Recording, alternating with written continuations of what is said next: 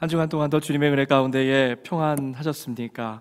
우리 사랑하는 여러분들의 중보기도 가운데에 일본 선교를 잘 마치고 돌아왔습니다. 지난 주간 동안 오사카에 있는 에서 제일대한기독교회 목회자 수련회 강사로 섬겼습니다. 수련회에 오신 목사님들 중에 특이한 집안 내력과 성함을 가진 분이 계셨습니다. 할아버지가 강제 노동으로 징용을 당해서 일본에 정착한 제일교포 3세 목사님이셨습니다. 신학 공부는 한국에 가서 했는데 친구들이 가끔 자기 이름 때문에 놀려댔다고 합니다. 그 당시 한국에서 청기백기 게임이 유행했는데요, 이 목사님 이름이 허백기였습니다. 그래서 친구들이 네가 백기면 동생은 청기냐 이러면서 놀렸다고 하더라고요. 허 목사님께서 제게 이런 말씀을 하셨습니다. 목사님, 제가 예수님을 만나지 못했으면 아마도 저는 한국말을 전혀 못했을 겁니다. 주님 만나고 나서 제 이름처럼 주님께 뵙기를 들었습니다. 철저하게 순종하기로 했습니다. 지금은 교토에 있는 그 판자촌에서 제일교포를 위한 교회를 섬기고 있습니다. 저희 지역은 너무나 가난해서 밥을 굶는 어린이들이 참 많이 있습니다. 여러분 상상이 가십니까? 잘 사는 나라 일본에서 이런 일이 있다는 게 저도 참 믿어지지 않았습니다. 아이들에게 무료로 따뜻한 끼니를 대접하는 어린이 식당을 운영하고 있습니다. 지금 수련회에 와 있는 동안에도 제 머리 반쪽은 무슨 재료를 사서 어떤 음식을 마련해야 되나 그런 생각으로 꽉 차 있습니다. 이렇게 말씀하시더라고요. 대부분의 제일교포 목사님들의 첫 목회지는 개척입니다. 교회가 없기 때문에 개척을 하시더라고요. 또 예배드릴 장소를 찾지 못해서 가정교회로 예배를 드립니다. 좁은 아파트의 한쪽을 막아서 한쪽은 예배처로 또 다른 한쪽은 가족들과 함께 사십니다. 어떤 목사님이 마음껏 기도할 장소가 없어서 집 밖에 세우는 자동차에 들어가서 펑펑 울면서 기도했다, 이렇게 간증을 하니까 여기저기서 나도 똑같은 경험을 했다, 이렇게 목사님들이 말씀을 하시더라고요. 수련회에 오신 그 목사님들의 순수한 열정 때문에 참 많은 생각을 하게 되었습니다. 때로 너무 많이 누리고 또 너무 많이 따지는 것이 단순한 순종에 방해가 되는구나. 제가 추구했던 삶의 가치와 방향을 다 내려놓고 주님만 따르겠다고 결단했던 그러한 벅찬 감격의 순간이 떠올랐습니다. 주님, 제가 여기 있습니다. 주님 뜻대로 마음대로 사용하여 주시옵소서. 눈물로 다짐했던 그 목사 안수 예배의 장면도 제 눈앞에 스쳐갔습니다. 그리고 다시 한번 겸손하게 제 자신에 대해서 물었습니다. 정말 최선을 다해 열심히 사역하고 있지만 나는 지금 하나님께 나의 모든 시간을 드리고 있는가? 혹시라도 바쁨을 핑계로 그냥 그렇게 거저 흘려보내고 있는 시간은 없는가? 여러분, 시간에는 두 가지 특징이 있습니다. 첫 번째는 분명한 한계가 있다라고 하는 것이죠. 시간은 제한적입니다. 예전에 자기 인생의 남은 시간을 알려주는 생명시계라는 것이 100불에 판매된 적이 있습니다.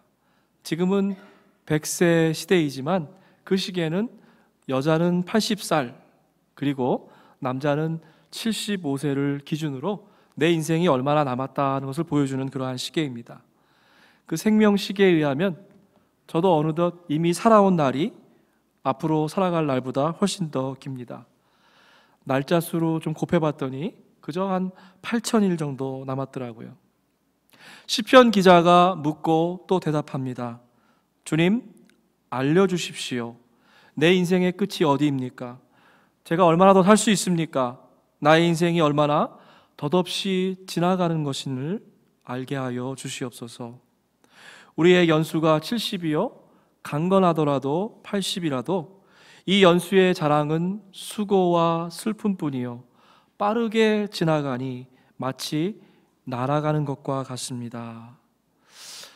우리 어르신들이 흘러가는 세월을 쏜살 같다 이렇게 말씀하십니다. 마치 블랙 트레인, 총알 열차처럼 우리 눈앞으로 쏜살같이 지나갑니다. 여러분 한번 생각해 보세요. 어떻게 지난 10년, 20년, 30년이 쑥쑥 그렇게 지나갔는지 잘 모르겠습니다. 굵은 단위로만 생각나지 도대체 뭘 했는지 생각이 나지 않을 때도 있습니다. 그저 잠깐 그 멈춰섰던 그 인생 열차의 간이역, 그 풍경만이 우리 눈앞에 남습니다. 천년 만년 이 땅 가운데에서 떵떵거리면서 살 것 같지만 어느새 종착역에 도달하는 것이 우리의 인생입니다. 시간은 이처럼 제한적이라고 하는 것이죠. 시간의 두 번째 특징은 또 상대적이라고 하는 것입니다. 사랑하는 사람과 하루 종일 딱 붙어 있어도 꼭 1시간만 지난 것처럼 생각됩니다. 반면에 불편한 사람과 함께 있으면 그 1시간은 마치 천년처럼 지루하게만 느껴집니다. 세상 시계, 생명 시계의 단위는 하늘나라 시계, 영원한 생명의 시계의 단위는 사랑과 감사인 것입니다. 정말 주님을 사랑하는 마음, 정말로 주님께 감사하는 마음이 있으십니까? 그렇다고 하면 우리의 시간, 우리들은 물리적인 시간으로부터 조금은 자유로워질 수 있는 것 같습니다. 예전에 섬겼던 교회에 새벽부터 일찍 델리 가게에서 일하는 젊은 부부가 있었습니다. 새벽 기도 후 개인 시간이 가게 문을 여는 시간이어서 이분들은 다른 분들보다 30분 더 일찍 나와서 새벽 기도를 하십니다. 그 젊은 부부가 너무 기특하고 사랑스러워서 제가 하루는 여쭤봤습니다. 집사님, 하루 종일 일하시느라 힘든데 이른 새벽에 교회 나오시는 거 괜찮으십니까? 네, 목사님, 기도할 때 새 힘이 솟구칩니다.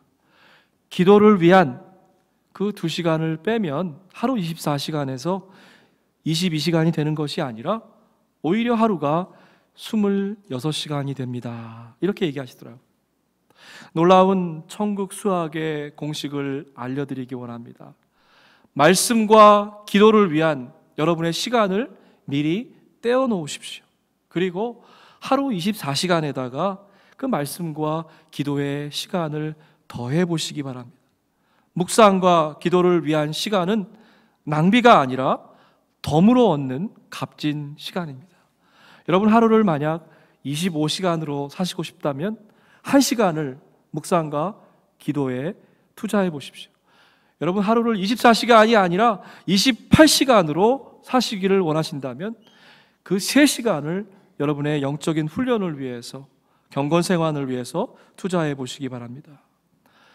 저희 교육 가운데 이런 말씀하시는 분이 계십니다. 목사님, 제가 앞으로 뭘 더 하겠습니까? 저 올해로 7학년 8반이에요. 이렇게 말씀하시더라고요. 물리적인 시간에 여러분 집착하지 마시기 바랍니다. 생명시계의 분침, 초침에도 얽매이지 마세요. 시간은 분명 제한적이지만 동시에 상대적이기 때문에 그렇습니다. 우리는 매주일 예배를 드리고 예배당 문을 나가서면서 한 주간을 공짜로 선물로 받습니다. 마치 하얀 백지를 선물로 받는 것이죠. 상상 속으로 여러분의 한 주간을 좀 눈으로 그려보시기 바랍니다. 월요일 아침, 점심, 저녁, 화요일 아침, 점심, 저녁. 여러분 무슨 생각을 하시고 또 뭘 하십니까? 시간은 쓰는 것이 아니라 사실은 건져 올리는 것입니다. 시간은 흘려보내는 것이 아니라 넓은 바다에서 어망을 들고 물고기를 건져 올리는 것처럼 우리가 의미 있게 건져 올린 시간만이 우리의 것이라는 것이죠. 어떤 분은 일주일을 1시간처럼 정말 아무 생각 없이 흘려보내기도 합니다. 제가 가끔씩 눈물을 철철 흘리면서 저의 게으름에 대해서 회개를 합니다. 그러면서 제가 발견한 놀라운 사실이 있습니다. 아무리 바빠도 게으를 수 있다.